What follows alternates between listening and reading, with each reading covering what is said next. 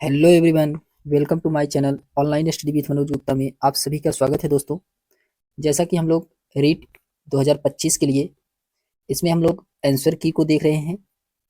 तो आज हम लोग इसमें देखने वाले हैं बाल विकास एवं शिक्षण विधियाँ। तो बाल विकास एवं शिक्षण विधियों के आंसर की को हम लोग देखने वाले हैं, जो कि ये फर्स्ट शिफ्ट का पेपर है। सेक्शन ए है, ये फर्स्ट शिफ्ट का सेक्शन ए है। तो चलिए हम लोग देखते हैं इसमें क्वेश्चन नंबर। इसमें फर्स्ट दिया गया है कि हल के प्रभावी प्रतिक्रिया संभाव्यता सूत्र में प्रतिक्रिया निषेध का प्रतीक क्या होता है। तो इसका प्रतीक होता है IR। IR होता है ऑप्शन नंबर इसका डी वाला राइट आंसर होगा। फिर उसके बाद आता है क्वेश्चन नंबर सेकंड है। क्वेश्चन नंबर सेकंड में कहा जा रहा है कि गार्डनर के अनुसार बहुबुद्धि सिद्धांत को विद्यालयों में किस प्रकार लागू करना चाहिए। तो विद्यालय में लागू करना चाहिए कि शिक्षकों को कला, संगीति और भूमि अभिनय जैसे विविध तरीकों का उपयोग करके पाठ पढ़ाने के लिए प्रशिक्षित करके। ऑप्शन नंबर इसका बी वाला राइट आंसर होगा। क्वेश्चन नंबर सेकंड का ऑप्शन नंबर बी सही होगा। आप लोग अपने अनुसार मिला सकते हैं आपका कौन सा टेस्ट सीरीज है। फिर उसके बाद आता है क्वेश्चन नंबर थर्ड है कि किसी अन्य के व्यवहार या व्यक्तित्व लक्षणों को स्वयं द्वारा अपनाने को क्या कहा जाता है। तो इसे कहा जाता है पहचान। पहचान कहा जाता है। ऑप्शन नंबर इसका बी वाला राइट आंसर होगा। फिर उसके बाद आता है क्वेश्चन नंबर 4 है कि क्रियात्मक अनुसंधान की मुख्य विशेषता क्या है। आपको बताना है कि क्रियात्मक अनुसंधान की मुख्य विशेषता क्या है। यह एक गतिशील प्रक्रिया होती है। यह एक गतिशील प्रक्रिया होती है। ऑप्शन नंबर इसका फर्स्ट वाला राइट आंसर होगा। फिर उसके बाद आता है क्वेश्चन नंबर 5 है कि पढ़े गए पाठों को समझने या याद करने में कठिनाई के संकेत क्या हैं। इसमें कठिनाई के संकेत होते हैं कि पढ़े गए पाठ से मूल तत्वों को याद करने में असमर्था। ऑप्शन नंबर इसका बी वाला राइट आंसर होगा।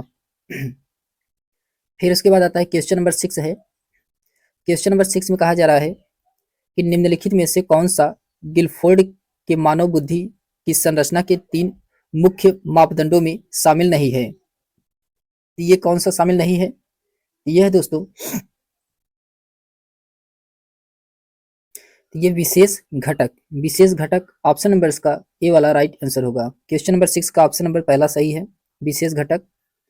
फिर उसके बाद आता है क्वेश्चन नंबर 7 है कि सतत एवं व्यापक मूल्यांकन के अंतर्गत व्यापक पहलू का मुख्य फोकस क्या है।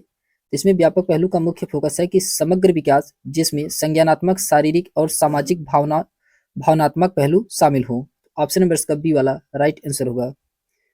फिर उसके बाद आता है क्वेश्चन नंबर 8 है कि कौन सा समायोजन तंत्र हताशा को बाहरी स्रोत पर थोपता है। यह है दोस्तों बहिर्दांडात्मक। ऑप्शन नंबर इसका ए वाला राइट आंसर होगा। फिर उसके बाद आता है क्वेश्चन नंबर 9 है कि मास्ले की आवश्यकता के अनुक्रम के अनुसार पदाक्रम में शीर्ष पर क्या होता है। तो शीर्ष पर होता है दोस्तों आत्म साक्षात्कार। ऑप्शन नंबर इसका सी वाला राइट आंसर होगा। फिर उसके बाद आता है क्वेश्चन नंबर 10 है कि निम्नलिखित में से कौन सी एक पिछड़े बालकों की विशेषता है। तो पिछड़े बालकों की विशेषता औसत मानसिक और शैक्षिक आयु समवयस्क वर्गों से निम्न है। ऑप्शन नंबर इसका सी वाला राइट आंसर होगा। क्वेश्चन नंबर 10 का ऑप्शन नंबर सी सही है। फिर उसके बाद आता है क्वेश्चन नंबर 11 है कि अधिगमकर्ता की मूलभूत क्षमता और योग्यता में क्या शामिल है। तो इसमें क्या शामिल है। इसमें शिक्षार्थी की अंतर्निहित क्षमताएं और कौशल शामिल है। ऑप्शन नंबर इसका सी वाला राइट आंसर होगा। फिर उसके बाद आता है क्वेश्चन नंबर 12 है कि अभिप्रेरणा के व्यवहारवादी अधिगम सिद्धांतों के अनुसार व्यवहार को आकार देने वाला प्रमुख कारक कौन सा है। तो इसमें प्रमुख कारक है दोस्तों पुनर्बलन। ऑप्शन नंबर इसका सी वाला राइट आंसर होगा। फिर उसके बाद आता है क्वेश्चन नंबर 13 है। क्वेश्चन नंबर 13 में कहा जा रहा है कि व्यक्तित्व की संकल्पना में निम्नलिखित में से कौन सा शामिल नहीं है। तो व्यक्तित्व की संकल्पना में ये स्थिर संगठन जो कि शामिल नहीं है व्यक्तित्व की संकल्पना में। ऑप्शन नंबर इसका डी वाला राइट आंसर होगा।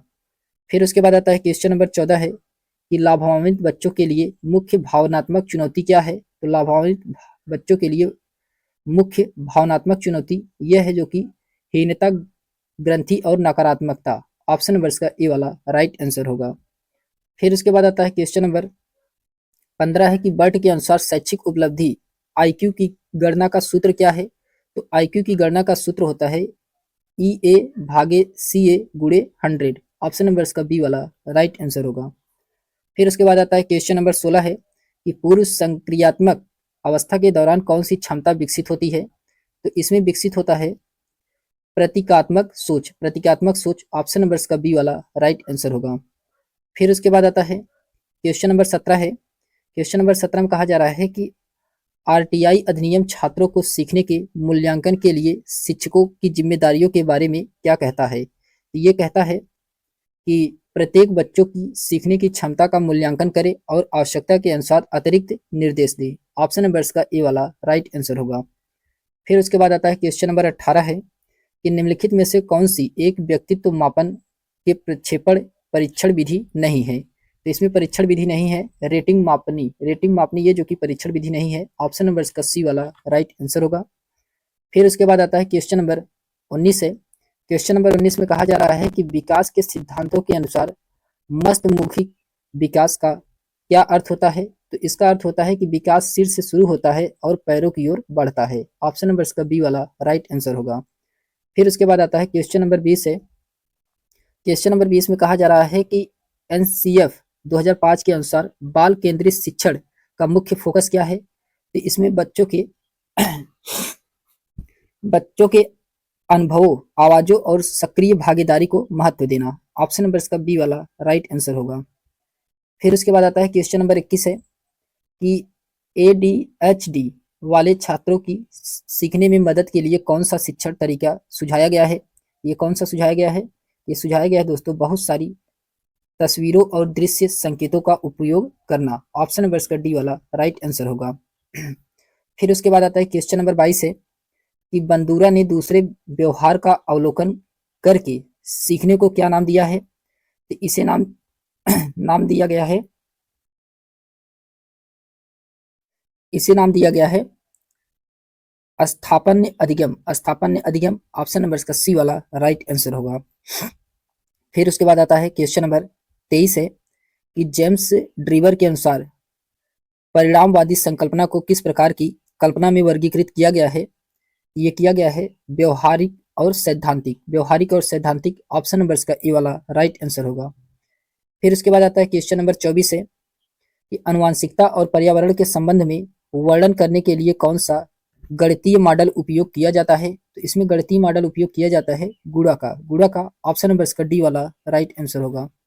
फिर उसके बाद क्वेश्चन नंबर 25 है कि एनसीईआरटी के दस्तावेजों प्रारंभिक स्तर पर सीखने के प्रतिफलों के उद्देश्य के बारे में क्या कहता है? तो इसमें कहा जाता है कि यह सुनिश्चित करना कि छात्रों की उपयुक्त दक्षताओं को प्राप्त करे। ऑप्शन नंबर इसका सी वाला राइट आंसर होगा। फिर उसके बाद आता है क्वेश्चन नंबर 26 है कि वृद्धि और विकास के बीच मुख्य अंतर क्या होता है? वृद्धि और विकास के बीच मुख्य अंतर होता है कि वृद्धि मात्रात्मक परिवर्तन के संदर्भित करता है जबकि विकास मात्रात्मक और गुणात्मक दोनों परिवर्तनों में शामिल करता है। तो ऑप्शन नंबर इसका ए वाला राइट आंसर होगा। फिर उसके बाद आता है क्वेश्चन नंबर 27 है कि मनोविज्ञान में व्यक्तिगत भिन्नताओं की सही व्याख्या क्या है?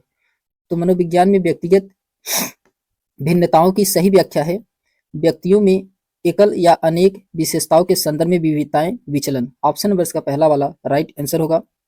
फिर उसके बाद आता है क्वेश्चन नंबर 28 है कि कौन सा सिद्धांत निजी भाषण पर पर्यावरणीय संदर्भों के प्रभाव को महत्व देता है? ये देता है वाइगोस्की का सिद्धांत। ऑप्शन नंबर इसका ए वाला राइट आंसर होगा। फिर उसके बाद आता है क्वेश्चन नंबर 29 है। क्वेश्चन नंबर 29 में कहा जा रहा है कि BF स्किनर ने अधिगम की व्याख्या करने के लिए मानवीय व्यवहार तथा उद्दीपकों के बीच बल दिया है। ये दिया है कार्यात्मक विश्लेषण। ऑप्शन नंबर इसका बी वाला राइट आंसर होगा। फिर उसके बाद आता है क्वेश्चन नंबर 30 है। क्वेश्चन नंबर 30 में कहा जा रहा है कि अधिसंज्ञानात्मक कौशलों के अंतर्गत निगरानी में क्या शामिल है? तो इसमें शामिल है कि प्रश्न पूछना जैसे क्या यह समझ में आ रहा है, ये जो कि अभिज्ञानात्मक संकल्पनाओं के कौशल के अंतर्गत आता है। तो ऑप्शन नंबर इसका बी वाला राइट आंसर होगा। तो हम लोगों ने बाल विकास एवं शिक्षण से देखे हैं। इसके आगे हम लोग हिंदी को देखेंगे दोस्तों नेक्स्ट वीडियो में। तो आज के लिए बस इतना ही। धन्यवाद।